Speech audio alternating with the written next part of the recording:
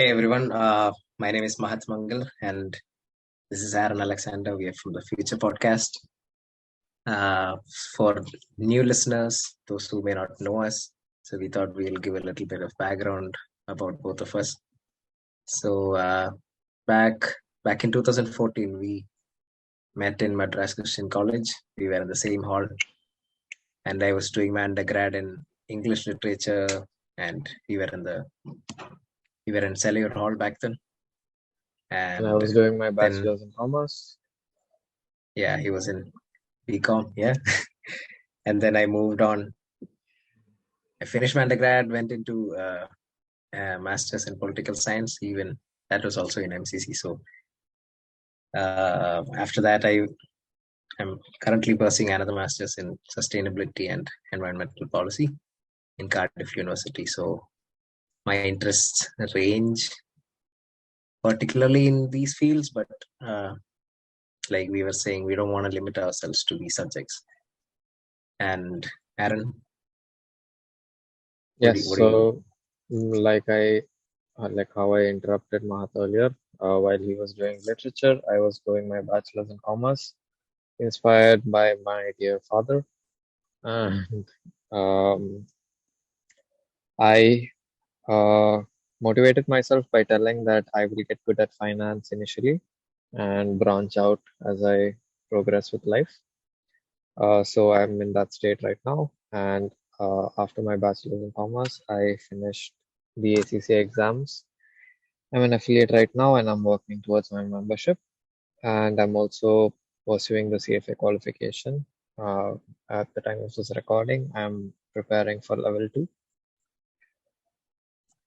Yep, that's Yeah. qualification wise. So That's what's going on. are you the numbers guy? Yeah, I like understanding numbers, but I definitely get tired of them as well. I just want to understand what they mean and get the hell out of there. Yeah, but clearly among the two of us, he's the expert on Mm. numbers, I believe. Yeah. Yeah. Okay. And happy listening then. Yes. Welcome to the Um, Future Podcast. I would like to provide some sort of context on why we ventured out into going about Oh yeah, doing yeah. this. So the aim of this podcast is to get our listeners and ourselves thinking about various topics. It's going to be broad. It's going to be about life as a whole topic, and we hope to come around solutions for various problems that we are addressing. It should be engaging. We want you to participate. We request that you participate. So yeah, that's all from me. With that, please enjoy the episode. Bye bye. Yeah. Cool down. Hello everyone and welcome to the Future Podcast. Here with you is your host Aaron Alexander and myself Mahat Mangal. Today we'll be Live. talking about war in general, about conflict, how we humans as a species just can't find, we just can't seem to stop ourselves from fighting over resources, territory. It's always been a part of our history. It looks like it's not leaving us anytime soon. It's probably built inside Unfortunately, within us. And yeah, so we'll be trying to give our thoughts and some things that we have picked up reading, watching. So Aaron, how are you? How are you doing there? fucking fantastic. Explicit Fantastic. content I right hope your there. Wi-Fi is better. Sorry. I hope your Wi-Fi is better though. Yes, completely. By this time, hopefully, we have put out more episodes that have more stable connections. Yeah. Okay, and also to carry on with your conversation, me and Mahat were just having a talk about how our title might seem too broad, and I kind Yeah. of want to clarify on that. Um, it might not seem like it, but war is a topic that's very dear to me. That might seem It's weird a to very say, relevant also right now, right? Like with the unfortunately. Ukraine crisis going on. Yep. Um, but again, to make everyone aware that we are aware that we should not just be focusing on a war in one region, all war is bad. That is our Yeah. official stance. Uh, I mean, yes, I think I mean majority of the civilians around the world think the same, right? Like we don't want anybody to I get don't know killed. if we can generalize that. We don't know I mean, people's come on, intentions. obviously a majority would be, I mean, who thinks about, killing people on an everyday basis on a large scale, I right? think it So, is easier than we think. Potentially, like I'll just try and explain what's in my mind. mm, It's like if someone believes an idea strongly enough, that's it, right? Basically, mm, the what the ends justify the mean.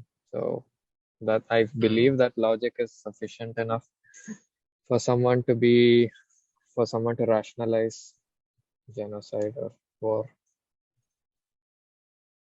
like you're talking about how people like they become fanatics, that about what they believe. They believe it too Not, strong. I guess, I And guess. I was ready, just ready like to. trying to address the thing of how civilians could be like we don't know everyone's intentions. That's all. In the depths of everybody's mind, there could be a thought that is not good for the world, for the larger society at large. Blah blah blah. Anyways, Yeah, before wait, sorry, wait, I, I need to take you on a whole other tangent. okay. Mahat has given me his approval to cut him off at any time, so I'm taking my full liberty with that. Uh, so yes, war is a topic very close to me, very dear to me. It might like again, it might seem weird for me to say that, but conflict is something that I desperately try to avoid. It has something to do with my upbringing, so it's a very sensitive topic to me. I guess earlier I would react more strongly if an argument even breaks out. I believe it kind of makes me want to crawl back into my shell. So Just with uh, people. yeah, yeah. So like believe it or not, at a young age, I don't know, let's just say like 10 years old or maybe somewhere around that age. I had the conscious thought of like I will take whatever steps it is like to avoid conflict, and um, I would like to also implement that on a large scale. Uh, that whole thought process, I feel it has had larger implications on my life and how I live my life. Like I might have been too scared to live. Whole other topic. But anyways, it's a personal topic to me, so what I feel we are going to be focusing on this topic is looking at the history of war and also the psychology behind it, why we somehow tend to sway back to it. There is this concept in statistics called mean reversion. Like no matter how much Mhm.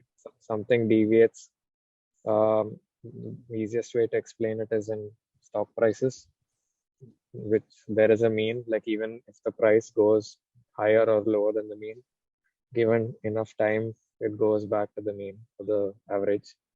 Uh, Okay. so in our context, war is the mean.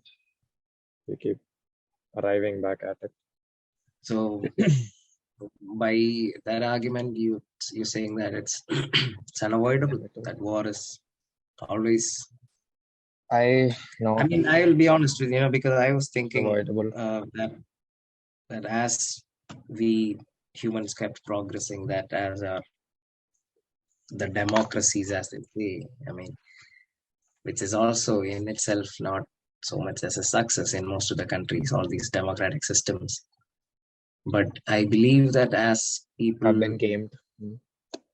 people became more aware of their rights and aware of as life gets better for the entire globe, eventually won't there be a point where I mean, I thought that already Europe was in that mindset that wars are not really beneficial for in a larger Seems picture. obvious.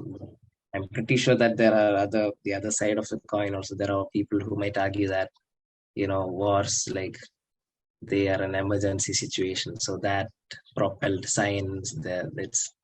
There is an entirely other, you know, like set of effects that wars have that are beneficial to people. So that could be there, but I don't think that all these loss of life is justified, Never, just so that we can just make some technological leaps. never. Yeah. And I thought that Europe, I mean, Europe is the developed country, developed world, right? Not the country, Hmm. developed world. So I assume that most of the Europeans are now surprised that there's a war in Ukraine, there's a war in Europe, as they say. Because they also were thinking that that we are beyond all this, we are beyond fights, we are there's a EU, there's cooperation. So all that was going on, and that's why probably it is very shocking right now that it has come back, and that war is back in Europe. So also I wanted to ask you, like, earlier when you said something, Mm. do you believe that people are inherently good, or Inherently good. like by birth, are they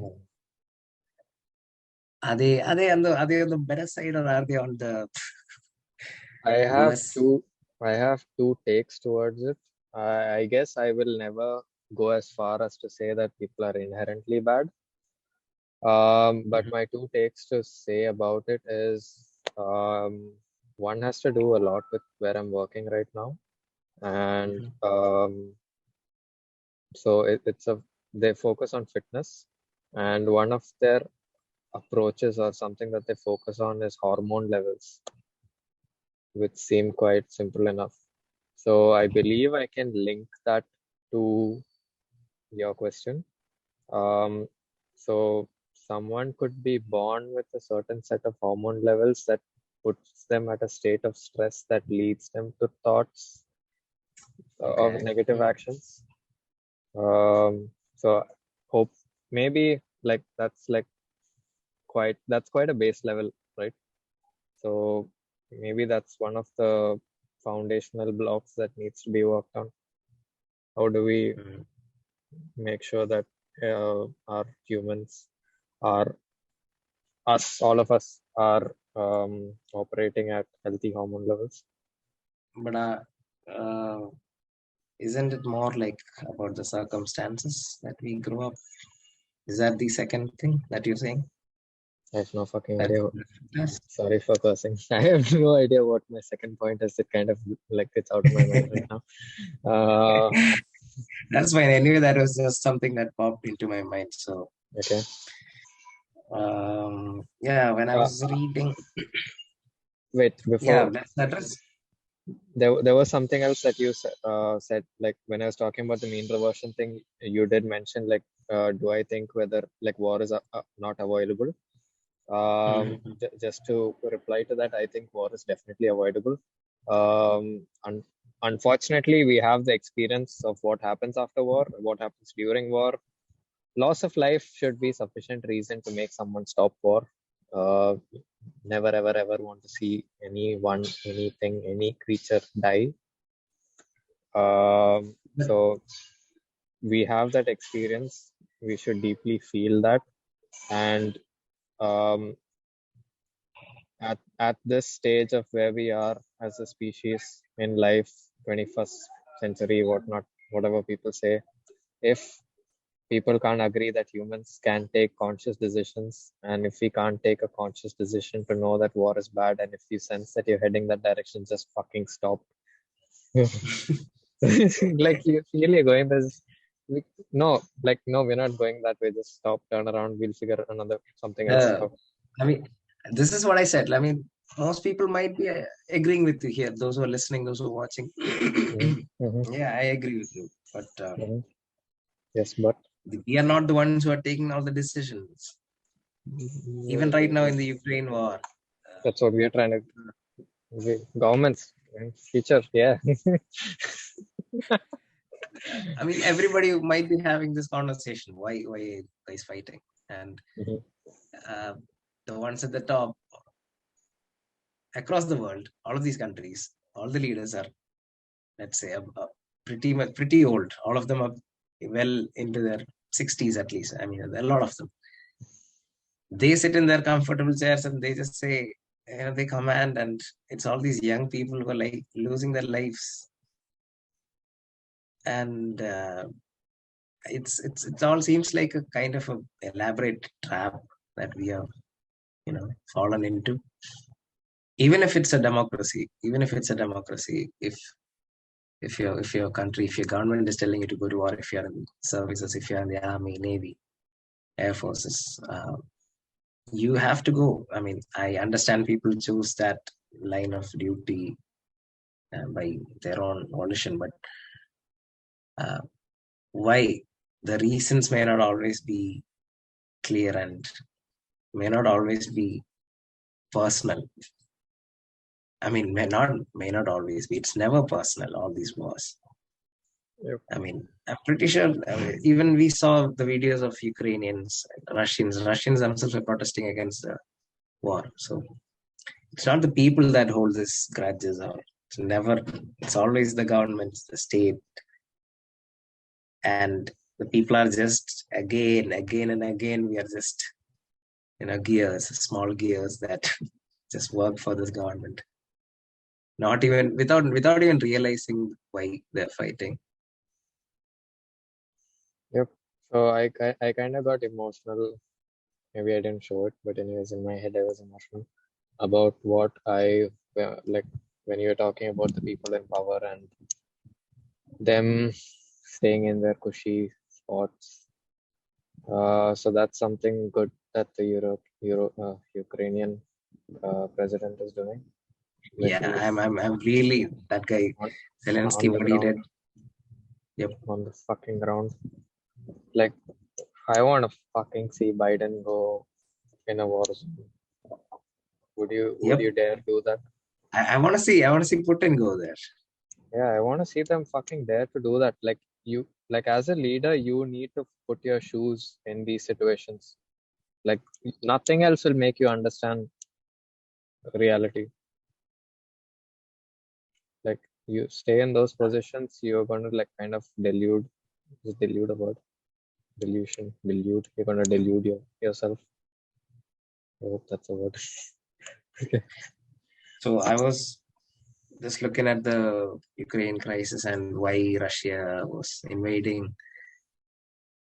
There are so many different arguments how or why Russia is doing what it's doing right now.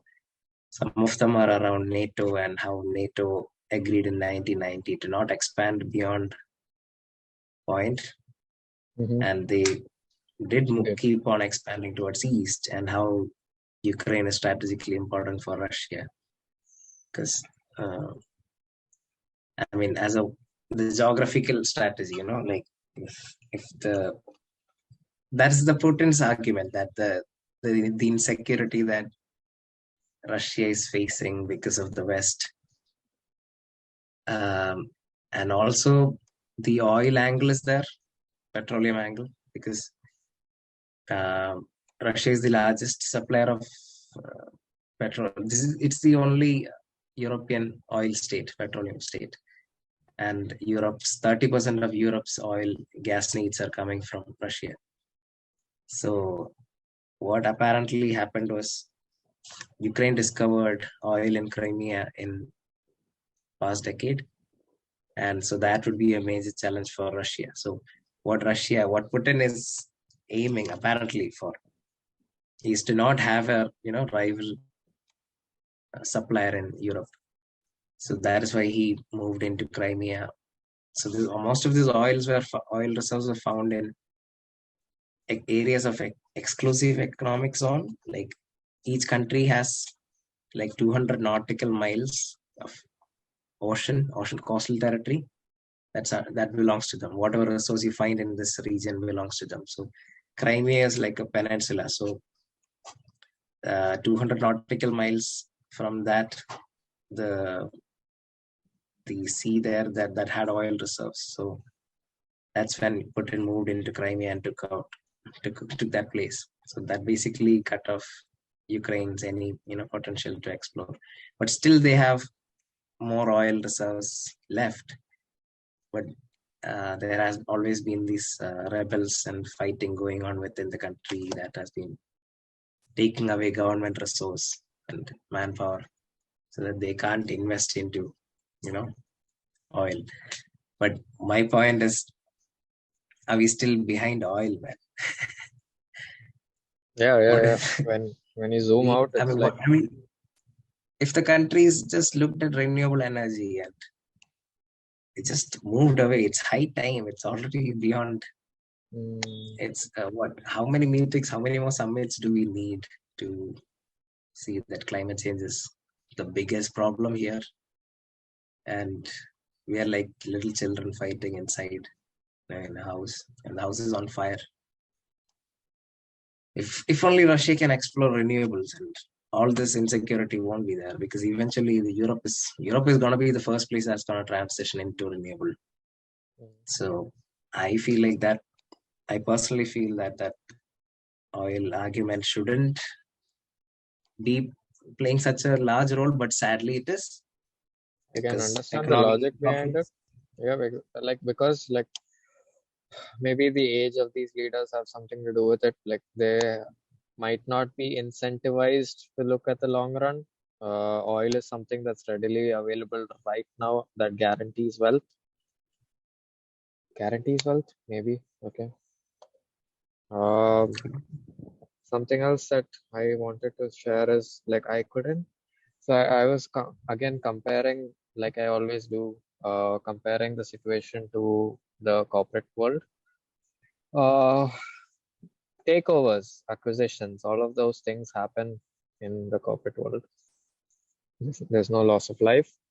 What's the alternative of that in this sense? Like, what is the takeovers happen by negotiation? How if, okay, let's say Putin is so stubborn, he's not gonna give up those oil reserves. He fucking wants it. How does he do it without starting a war? You mean the Ukrainians want it? They won't give it up, or anything, either side? How?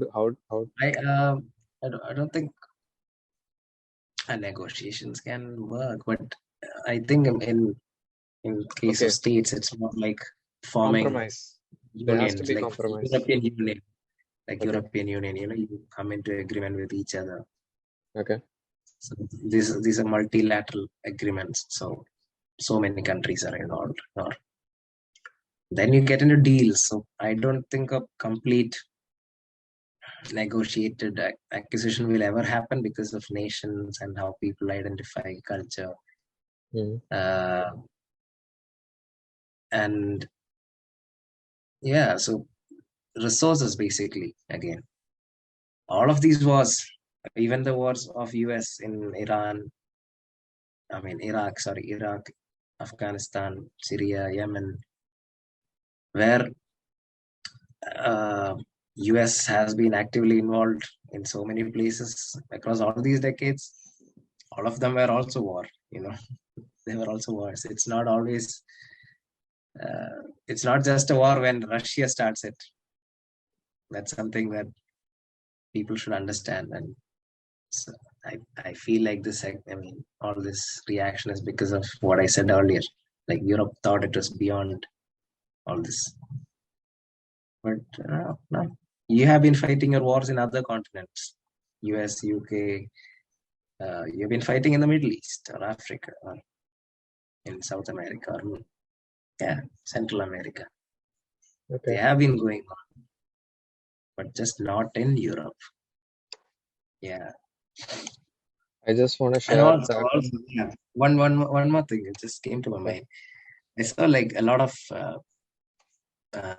Brits or Europeans going to Ukraine to defend Ukraine, just because they were feeling bad, within themselves, inside them. They had to do something, protect people. Very noble gesture of them, to do that, to just go to some other country and do that. But then I saw this post where the same thing was said by a guy who was from Afghanistan, like, or Iraq or Iran. What if I went back to my homeland to defend? Will you let me back in the country, or will you just label me as a terrorist? I thought that was really powerful what he asked, you know. So it's extremely biased, the society, but it is also blind to the fact that it is biased. Mhm. That's what I have been thinking. So, yeah, sorry, go on. Compromise has to be there in any good leader. That's all I wanted to share. I think that's the answer to what I asked earlier.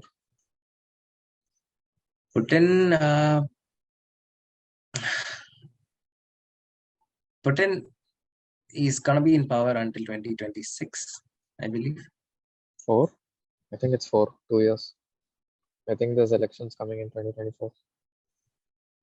Not sure. Anyway, so anyway, they signed this deal, not this deal, this law that let him have the power until 2024, 25, 26, 26, somewhere around that. Next is expected in 2024 elections. 24. No, yeah, so this was in 2019, I guess. Yeah, when they. Is it? Are you sure it's 2024? I thought Putin was gonna be power till Check. 2026. The last presidential election was in 2018 and the next is expected in 2024.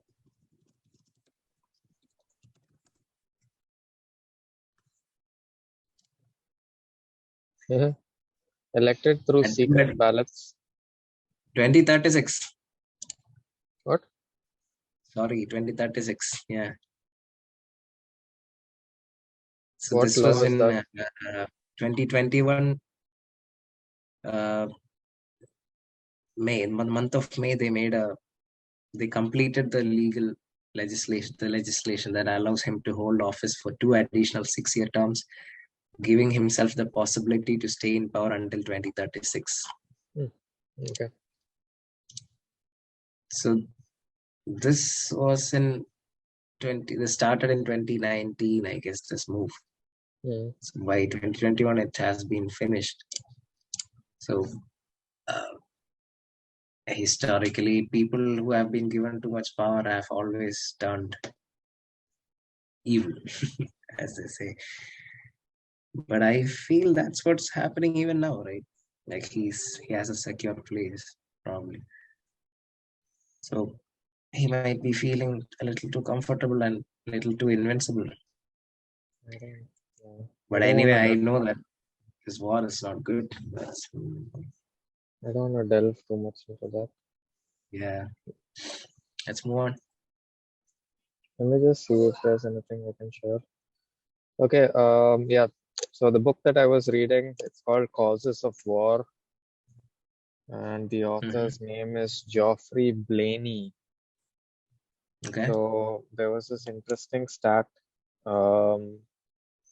that he shared, and he showcased this to show us that wars are more frequent than commonly believed.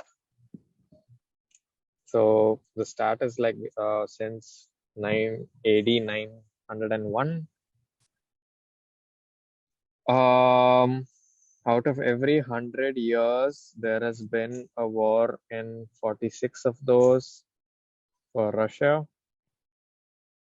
There has been a war in 56 out of every 100 years for England. And for Spain, there was no number, just written even more. So every 100 years, there are that many wars. I mean, at least one per year, I believe. Yep. I mean, I want to talk about the Middle East, like how Yemen, I think I shared an article with you that day, right? Like how from 20, so the Yemen basically was in a civil war. So what happened was there was Saudi Arabia supporting the Yemeni government, and Saudi Arabia's they have a rivalry with Iran. So Iran was supporting the rebels in Yemen, Houthi rebels. So the rebels and the government of Yemen were fighting. There was conflict going on, and Iran decided to support the rebels. They supplied arms, ammunition. In Saudi Arabia, they were supporting the government. But then it escalated, and both sides escalated. And there was a Saudi-led coalition that involved US, UK, and so many other countries. And they started doing airstrikes since 2014. So 2014 onwards till 2019, when that article was written, there were around 19,000 airstrikes conducted. That was like an average of 12 airstrikes in a day in Yemen. So imagine how horrible it has been for all these years in Yemen. And even now, 25% of Yemeni population cannot survive without international aid. Without international aid coming from outside, they don't have basic food, amenities, nothing. There have been hospitals that have been bombed by the US Saudi-led coalition, even in Yemen. Recently, we saw this maternity hospital being bombed by Russians. These things have been happening. None of these guys are any better. None of them are the saints, even though my heart goes out to Ukraine and all the people who are suffering from war across the world. But we should also realize that the West is not a saint. They are also the same. It's just that they have a better PR, maybe. And Russia has always been an enemy because of communists. So I think it's a little easier to twist the narrative. I definitely feel that it's easy to it's just, I think it's there in everyone's mind, like Russia, bad guy. And also I don't know if I should call this psychological or whatever. I think one reason that it's so easy to avoid all the other wars, it's they're in quote unquote third world countries. So yeah, that's the shitty state of reality. Selectively sensitive, right? Yeah, and that's about it from me on this. Okay, some more interesting facts.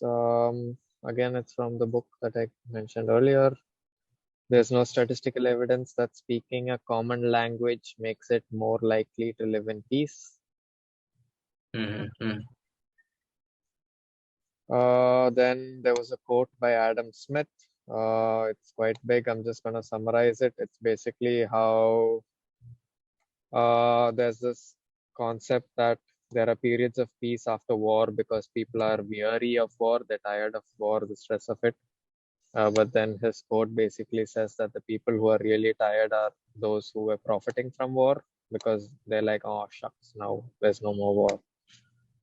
So that's one quote. Business, probably the largest or the business industry out there, right? War.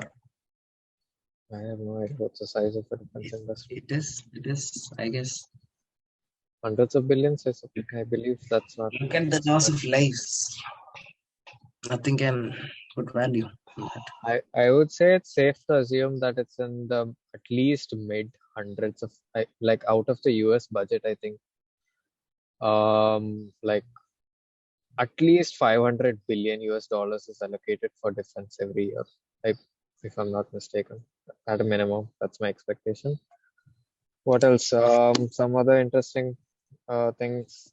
There was this point which said industrialization absorbed energies which might otherwise have been devoted to international strife.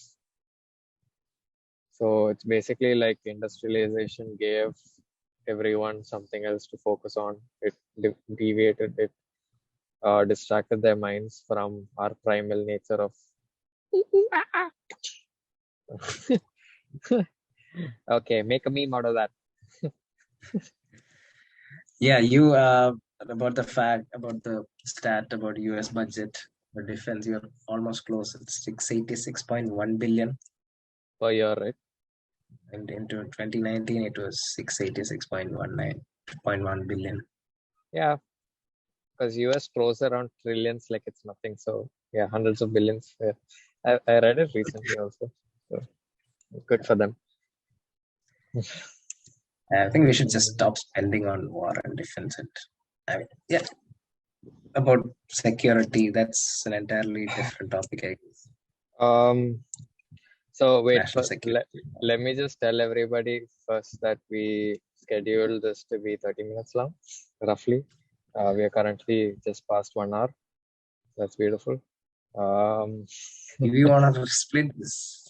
No, I'm good. Like I hope like everyone enjoys it. I know we do. Yes, so what I wanted to say was what did I want to say? It's about 1 hour.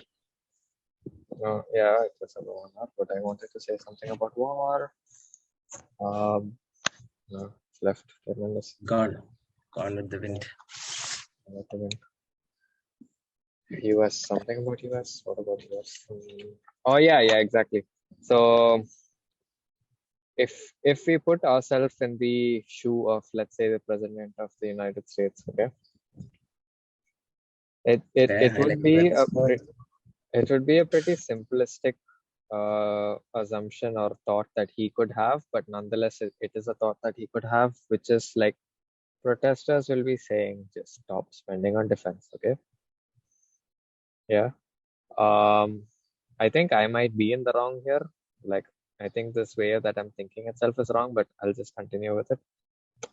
He could argue that basically, I think I'm trying to say that defense acts as a deterrent, that there are truly forces that will probably be senseless. Like we also need to work on like educating the entire population. Like there's like what are the odds that we can there should be like a 0% chance that someone creates a whole movement on bombing, basically creating something like Al Qaeda and launching a terrorist attack. If we can get to that point, then it's easy to say we don't need defense, but otherwise there is an argument that states like we need defense to act as a deterrent. And then I said that this is probably the wrong way of thinking, because if we are truly modern and we've got into that state, we should be smart enough to think of other solutions, and we should not rely on brute force. So brute force might have to be always ruled out. So yeah, that's what I wanted to share. Difference. I mean, to practically speaking, I don't think conflict is always there. So conflict is always there. Escalation will always be there. Mm-hmm. So countries will have to invest in defense. I'm not saying they shouldn't invest at all. They should invest, but I think we need to change the there are also a lot of other priorities right now, and defense shouldn't be such a high priority. And nations should always look at regional cooperation and getting into more agreements with other countries, neighboring countries. And I'm pretty sure a lot of people agree to this, but not the governments or the leaders. But even they might. But I don't know why they don't have the political will or most of the times to be make a friend with your enemy. Or I feel like this is one of those problems that cannot be solved directly. It's going to need something else to pop up to basically soak up the. Yeah, I don't think this will have a direct solution. I believe the most effective solution is not going to be a direct one. Like, I don't think a ban is going to work. Yeah, this problem feels bans never work. Yeah. Except maybe in Saudi, I don't know. So anyways, as closing comments, I think this is something for our audience to ponder from my side. defense is important, but I believe we need to be investing in other ways of defense. But the challenge is that we are still very much physical beings. Like literally, no matter how much economic defense things and whatever I put up, someone can come up to me and shoot me and I'm dead. So we are still physical beings in that sense. So I guess that's our challenge. If we were multimillionaires, I guess we would say like this is where we announce we have 100,000 prize for the best solution for this problem. But unfortunately, we're not there yet. If you want to do it for free for our for us, literally for humanity, please brainstorm it and go be the next president. That's my closing comment. Privatize the government. I'm screaming. Okay, cool. Never mind. You might have to elaborate on that at some point. If the sequence of episodes is right, our audience should know that I spoke about privatization in our previous episode. Yeah. Weirdly enough, I think like Elon Musk and the whole space thing is a great advocate for privatization. So over to you, Mahat. Yep. I mean, that's about it. Let's just conclude. I think I've already said enough of my mind about war, how needless it is. And I'm pretty sure most of the listeners do agree to this. Have more sex and use less guns. Hit me up, ladies. You're not keeping this. You're not keeping this. Why? No, fuck. Screw you. I want it. This is my ultimate. What do you say? Unique selling point. Yeah, guys, that's Aaron Alexander and I'm Mahat Mangal. Yeah, this is the Future Podcast. Hope you had a good time. We do have Patreon and PayPal. If we provide value to an extent where you feel like financially supporting us, do that. Go ahead. Again, to be follow what we preach, we should have some sort of systems in place to make sure that these resources are used in the best way possible. And that's intent. No, we'll do. Peace out. Bye.